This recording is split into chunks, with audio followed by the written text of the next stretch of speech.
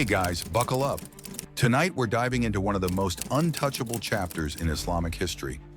A scandal so raw, so politically dangerous, that most Muslims today won't even whisper about it. The Prophet Muhammad's own wife, accused of adultery. And here's the twist. I'm not here to whitewash it, to play the misunderstood card, or to tell you nothing happened. We're going to actually ask, what if the accusers were right? What if the Quran itself leaves more questions than answers?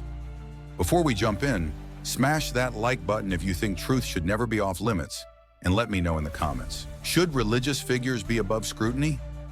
If this was your spouse, would you accept a month-long delay before God cleared their name? Or would that silence sound like confirmation?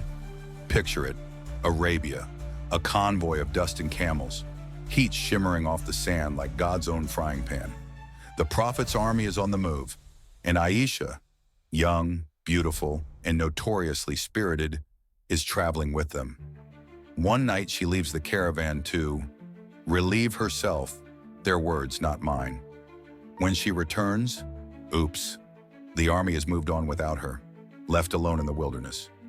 Hours later, she's rescued by a man named Safwan, a handsome young companion who leads her back to the camp in broad daylight. In modern terms, your wife shows up the next morning in an Uber, driven by her ex. If nothing happened, why didn't she travel back with other women in the camp? Why only with Safwan, and alone? Now, the Arabian rumor mill was faster than Twitter. Word spreads. Did you see Aisha? Safwan? Alone? The gossip spreads from tent to tent, and before long, it's in Muhammad's ear. But here's the part that blows my mind. The Prophet doesn't immediately defend her. He keeps quiet, awkwardly quiet, for days, weeks. A full month passes. Imagine this. Your spouse is accused of sleeping around, and instead of saying that's ridiculous, you just wait for a revelation. If Muhammad knew she was innocent, why did he let the accusation fester for so long? Could it be he had doubts? Finally, after a month of whispers and side eyes, Muhammad gets a revelation. Surah An-Nur, verses 11 to 20. These verses condemn the accusers. But notice something strange. They don't actually describe what happened that night. No details. No angel showing up to say, she's innocent because X, Y, Z. Instead, we get vague instructions about needing 4 witnesses to prove Zinah, adultery. Translation, you can't prove it, so drop it. That's not the same as it didn't happen. If God wanted to end this scandal, why wouldn't the Quran just say, Aisha did not commit adultery? Let's talk politics. Aisha wasn't just any wife.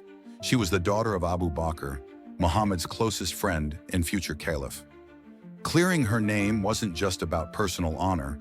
It was about keeping the political alliance intact. Think about it. If Aisha was guilty, the scandal could wreck Muhammad's authority, fracture the early Muslim community, and undermine Abu Bakr's rise to power. That's not just a family problem.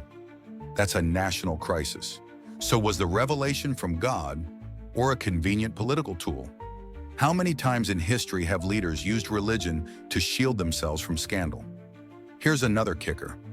The Quran's requirement of 4 witnesses to prove adultery. Who can produce 4 eyewitnesses to an act that usually happens in private? That's not a law. That's an impossible standard.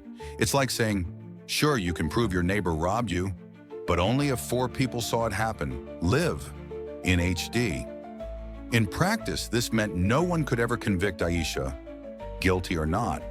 If a law makes proving guilt impossible, is it justice or protection for the powerful? During the month-long silence, Aisha says Muhammad became distant. He didn't visit her much, didn't comfort her, didn't defend her publicly. That's not the reaction of a man certain of his wife's innocence. That's the reaction of a man weighing his options. If Muhammad's own behavior suggests doubt, why should we be more certain than he was? Aisha herself admits she cried for days, couldn't sleep, and felt abandoned. She claims she knew God would clear her, but if she was truly innocent, why did she fear so deeply? Psychology 101. Guilty people fear being exposed. Innocent people are angry, not terrified. Was her distress the cry of an innocent or the panic of someone caught? After the revelation, the accusers were punished, not for lying, but for failing to produce 4 witnesses. That's a technicality, not proof of innocence. And here's what's really telling. The story never gets mentioned again in the Quran, not once. For such a massive scandal, that silence speaks volumes. If God wanted everyone to know she was innocent, why not repeat it for emphasis, like he does with other key moral lessons? If the Quran's clearance was really just a legal loophole, that raises the ultimate question. How many other divine verdicts in Islamic history were politically motivated? Once you see this pattern, you can't unsee it. If religion can be used to protect the guilty, what does that say about its claim to absolute morality? So, was Aisha guilty? We can't prove it beyond all doubt, but the circumstances, the delay, the vague verses, the political stakes, the impossible witness rule, paint a picture far more suspicious than the sanitized version most Muslims hear. In the end, you decide. But remember, truth doesn't get less true just because it's uncomfortable. Before you go, drop your thoughts in the comments. Was the Quran defending an innocent woman or protecting the Prophet's reputation? And if you think questions like this matter, share this video. Let's keep asking the things others are afraid to.